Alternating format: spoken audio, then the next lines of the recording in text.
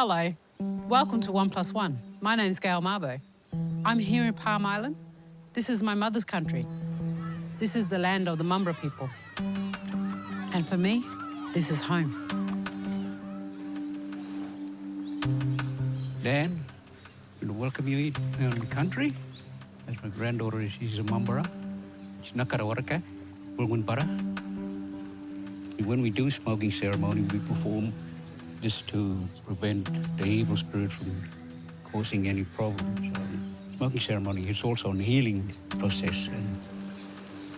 This feels like, it's magic. This is a magic space. Because, it is about the first peoples of this place. And that's my connection, is to those people.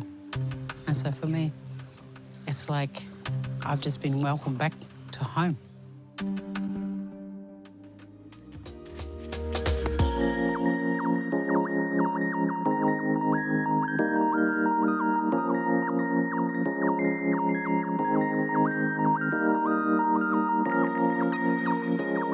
Gail Mabo, thanks for inviting me to your mother's country of Palm Island for 1+1. Thank you, you're welcome. Your name, Mabo, is synonymous with the Torres Strait and with Indigenous politics in Australia. I want to talk to you about that side of your story in a moment. But first, this is incredible country. Tell me about Palm Island and what it means to you. Well, Palm Island to me, it is part of my history because, yep, it's my mother's country. I always grew up in a Torres Strait house, so knowing that as my background. But then, as I got older, Mum said, well, it's time to learn about your Aboriginal and South Sea Island side. And I went like, what? We got more family to work out? She wanted us to grow up in a Torres Strait house because that was the strongest cultural connection we had was through Dad. But then when Dad passed away, Mum then said, you need to actually understand now the other side of your family. I'm an Aboriginal, traditional owner of Palm Island. That's on the Aboriginal side. My grandmother. Gail, tell me, why is this place so important to you? Well, I didn't know my connection to Palm Island until I was older. The first time I ever came here, I was only 8. We came across on Dad's boat. And in this area, just here where we are, there was an old oyster shack. And that's where we stayed. There was wooden floors, but the wood had gaps between. And so I remember Mum giving us all blankets, and we just put the blankets down, we just slept on the floor with the blanket and a pillow. And I remember lying there and hearing the water just hit against the palings that were in the water, and just that sound sort of lulled us off to sleep.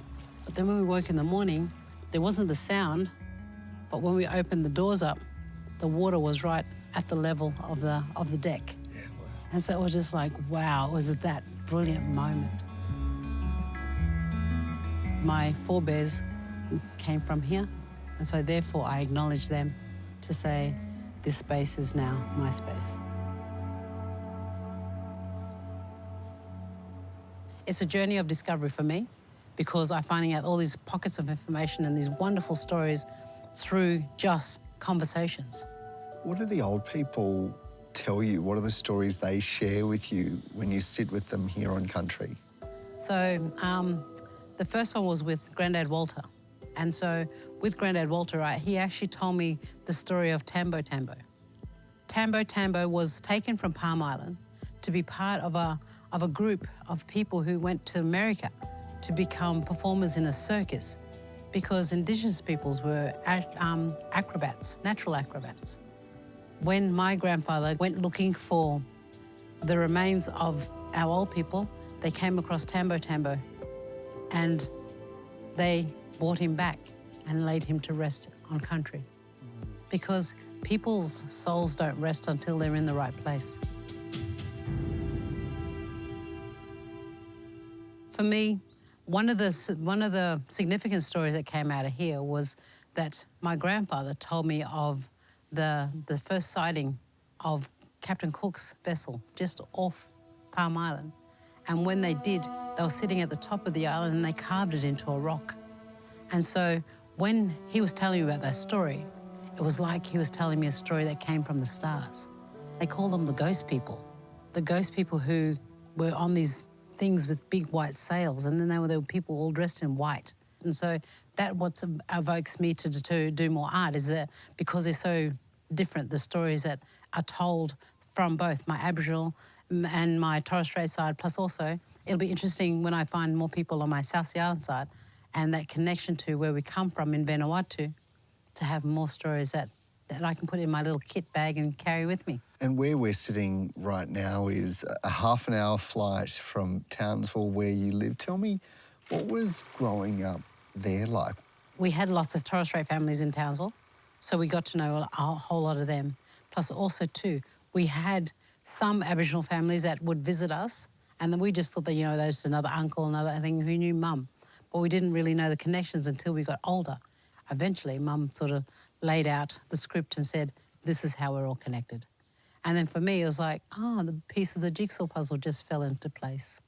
What's that feel like when the piece of the jigsaw puzzle falls into place, when you can see more of the picture? It feels like there's that sense of, I know who I am. That's the last piece of the jigsaw puzzle that needs to be there.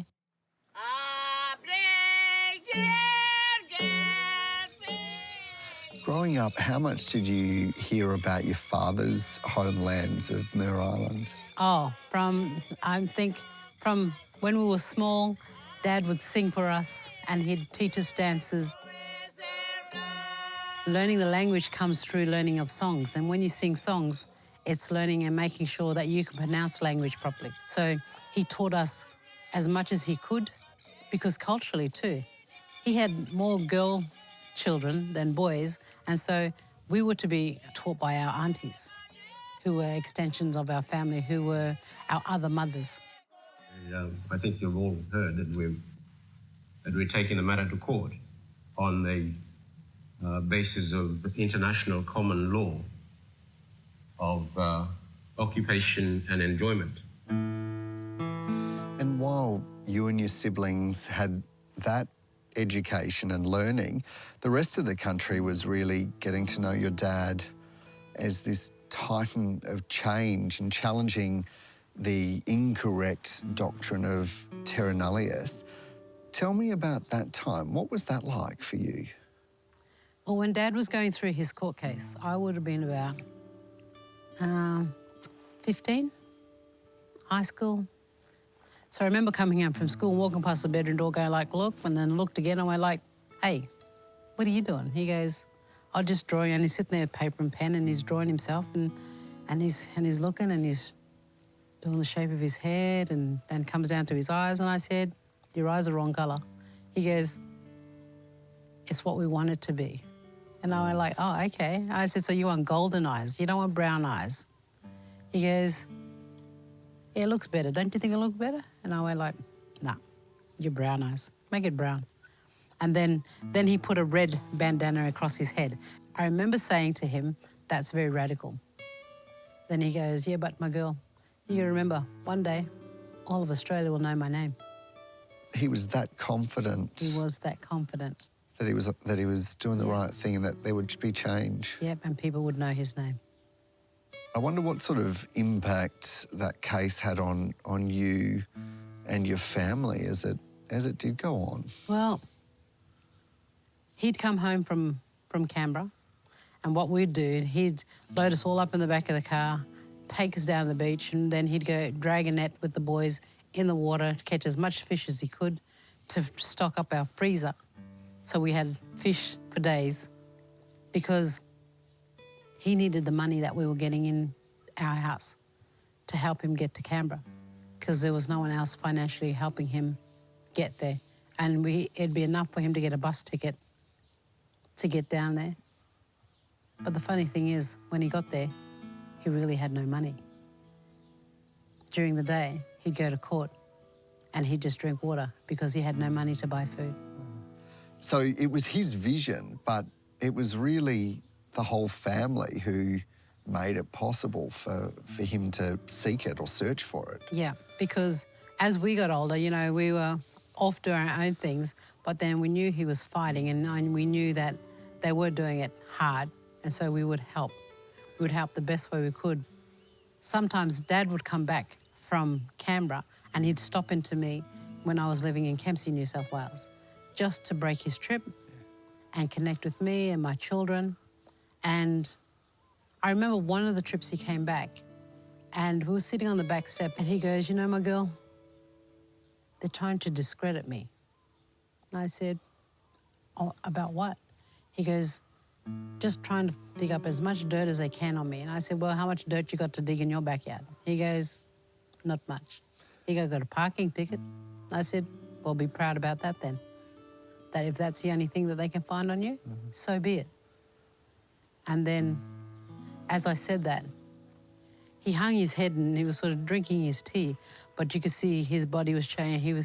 He started doing the shoulders up, and I could see he was crying. So I put my hand on his back, and I looked at my sons, and I sort of got them to come quickly, come quick. Your ata, so meaning grandfather, needs a hug. Quick, come and give him a big hug. And they sat on his lap and just held him, and he just cried with the two boys in his arms. And for me, it was like, that's how comfortable my dad was with me, that he could actually cry and be not ashamed to cry in front of me and to show that raw emotion. And for me, that's my golden moment, that my dad could share things like that with me. Must have been tough to see that, your dad feeling that way. Yes, yep. And, you know, one of the things that I found very painful was that the last time that my dad was to have Christmas, I couldn't go anywhere near him because he was radioactive. And I was pregnant with my third son. And that killed me because I couldn't go give my dad a hug. What a cruel position to be in. Yeah, my heart was broken for my dad. Gail, your dad died before the case was settled. Where were you when you found out that he'd won? I was sitting at the Kempsey Hospital with my son, William, who was going on 6 months old. We'd gone with my mother-in-law. She needed to go up and see somebody there, and I went like, okay, well, we'll just come for a drive and just sit in the car and wait for you. So I was sitting there, and he had a squawk, so I got him off and was giving him a feed. And then on the radio.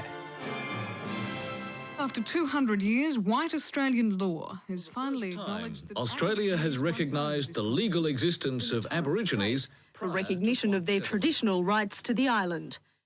And then they say, Eddie Mabo has won. I look at my son and I start to cry because you said you were going to do this, you succeeded. You did. And then as I was crying and I looked to the skies and I could see the clouds rolling in, and I went, yep, he's moving the furniture, he's going to dance. He's happy. He's happy he's won. Gail, I first met you about 8 or so years ago at the burial site of your dad on his homeland. It was such a special visit for me as a much younger reporter then. You were there in an official capacity as the Mabo family spokesperson. Tell me, how did that come about? How did you become the person speaking on behalf of all of your family? Well, funny you say that. It was through a conversation that I had with my mother, and my brothers were there. And I said to Mum, okay, Mum, out of the 2 brothers, who do you think is going to step up and take this on? Because we need to have someone who's going to be the face of the family. So who's that out of these 2 boys? Just tell me which one. And the boys just went like, no, we're not going to do that. And then I said, why not? And they said, Dad's shoes are too big, we can't fit them. So I ended up going home, sitting on my bed and going, Dad, I know you're out there. I know you hear me. I want you to come and sit next to me. Come and plant yourself here. And I was patting my bed. And then in a couple of minutes, when I look, I see a divot on my bed, and I said, okay, I know you're near. Now show yourself. So he would then appear sitting next to me. And I said, can you answer this question for me? Out of your two sons, who is the one that I need to actually help to become the one who takes on your shoes now and that takes on the responsibility of the family? And he smiled at me and he looked down. And I said, yeah, those things. And then he smiled again and he looked towards me and I went, what are you looking at? So I looked and the shoes were in front of my feet and I put my foot forward. And I said, see, they're too big for me. And I moved my foot back. And he smiled and he looked down. This time they were under my feet. I said, see, still way too big. So which one? And then, lo and behold, he looks down again and my feet are in his shoes. They're done up and they're completely wrapped around my feet. And I went, oh, Dad, I just had triplets and you want me to do what? Happy Mabo Day, everybody. What's that meant for you, being the one that holds that family story? It's,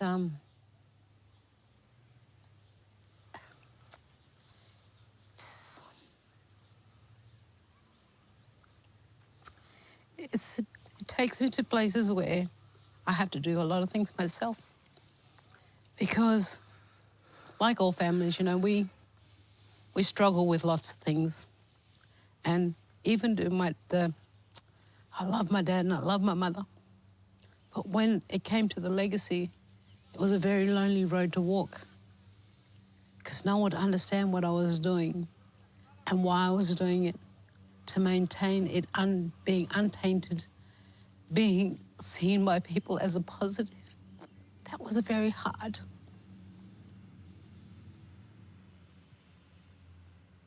One of the things I found was that I distanced myself from my family because of the negativity that came from them,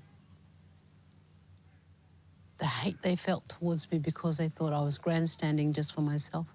And I said, I'm not.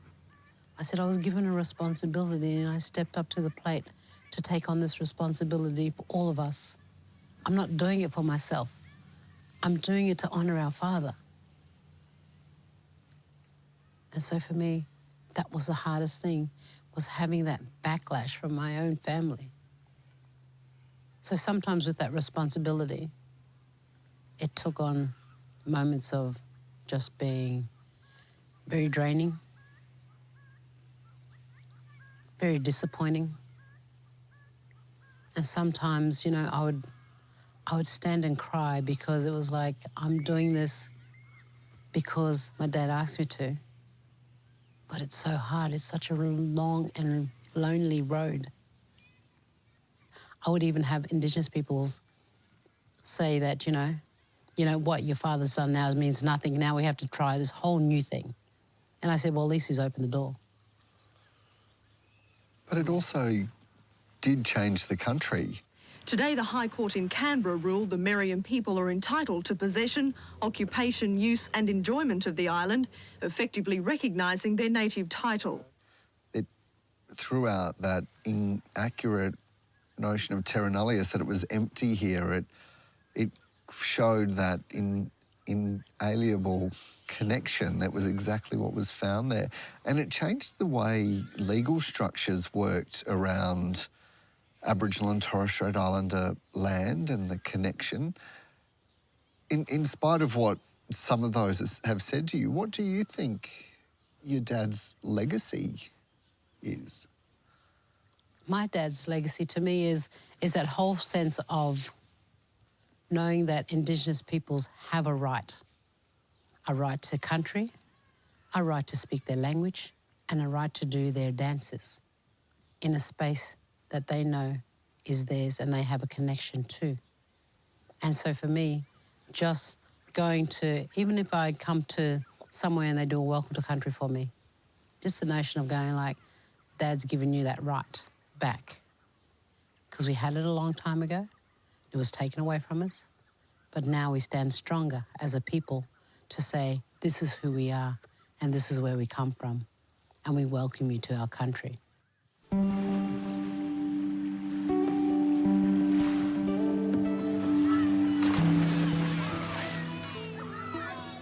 we're sitting right now on your mum's country, and your mum, Benita, was a powerhouse in her own right, an activist, an advocate, someone who was speaking out and pushing forward an agenda around rights. What do you see as your mum's legacy?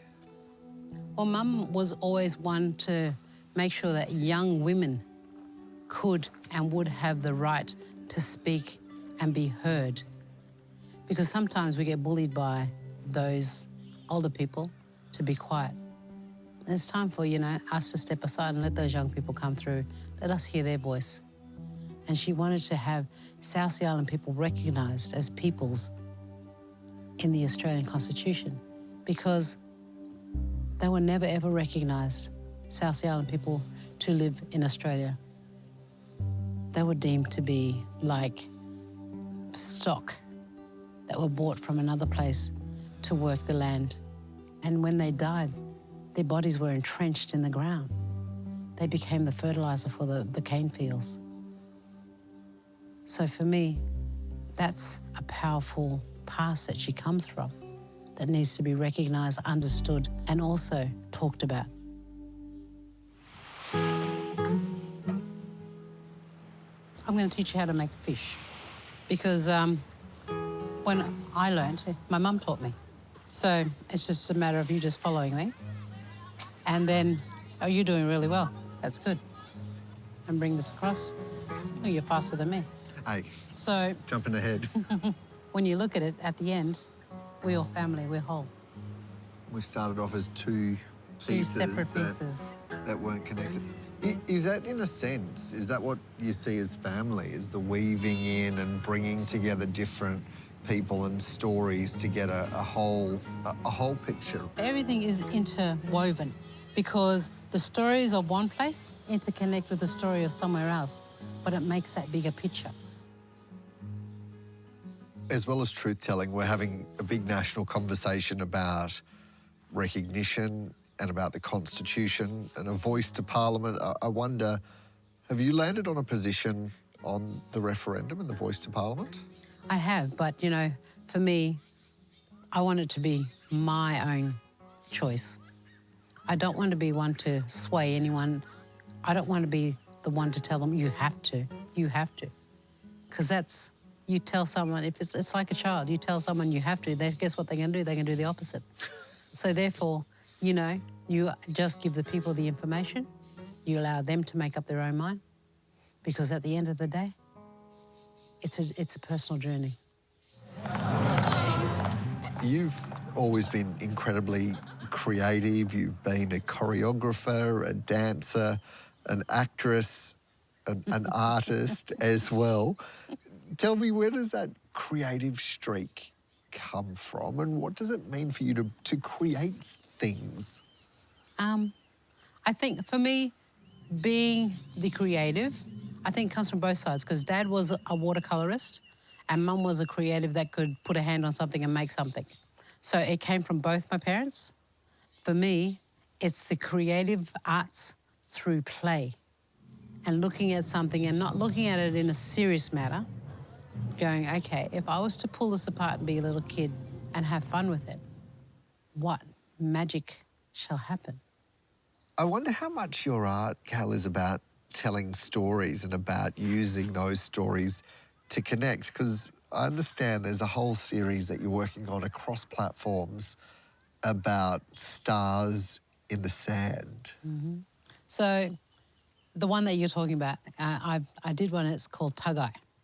Now, to us in the Torres Straits, Tagai is a story about the warrior who crosses the sky in his canoe, because Tagai dictates to us when it's time to plant, when it's time to harvest, and when it's time to go hunting.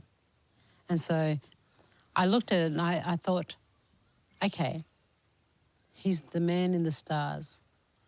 What do I do the stars out of? And I remember when I was 8 and Dad took us back first time to Murray Island. And he sat us down and he said, put your hand out. I'm like, okay. And he dropped some sand into it.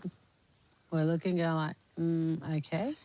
Then he goes, wipe the sand. So we wiped the sand and we went like, it's sand. And he goes, find the stars. And we went like, what?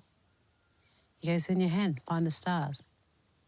And so we're looking at this sand on our hand, and then we started going, oh, I can see a star. And then we kind of started counting these stars, and there were so many that we couldn't keep up. And I took some sand with me to the microscopic labs in Sydney, at the Sydney University. And I said, can you get a 3D read off a grain of sand? And they said, yeah, we can. I went, how cool is that? And then they gave me a 3D printout of what it would look like. Because the grain of sand under the microscope actually looks like a star, doesn't it? It does, a perfect star. And so for my Tagai map, I then used the stars to be the stars on my map. So it was a story about connecting. The story came from Torres Straits. It's a connection of place. The sand came from Murray Island, and it was a connection with me and my dad when he first gave me that sand to come full circle. One of the big parts of Indigenous culture is around sharing stories, what you do through your art, what you're doing with me right now. You've got 7 children, 11 grandchildren. What do you see as your role in that family dynamic, in that family unit now?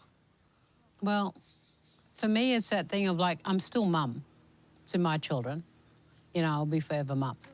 And because I took on the legacy as part of my family, I now have to instill that, you know, that legacy is handed to my children. So I have to look for that person to give it to. That role will be for my son. And with that, he's taken himself to uni to do archaeology and anthropology.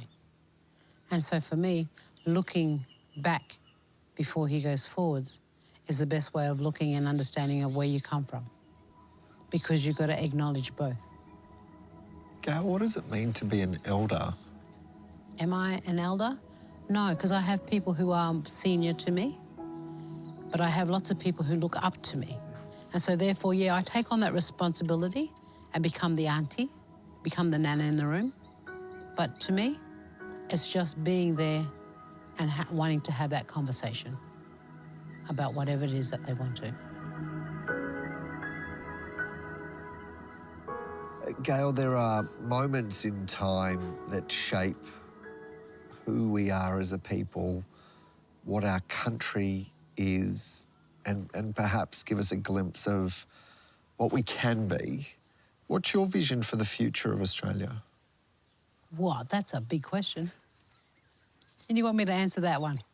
Oh, my goodness. Okay, let me try. Let me break it down now. Okay. Go on. It's hammer time. Yeah.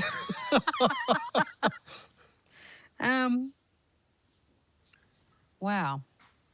For me, the notion of people moving forward with an understanding of Indigenous Australia would be the most powerful thing we can do. So, with the stepping into the changing of the referendum would be a mark of understanding that people are accepting for the change.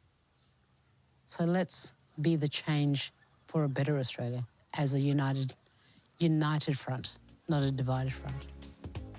Gail Mabo, thank you for joining me on 1+1. Thank you for having me.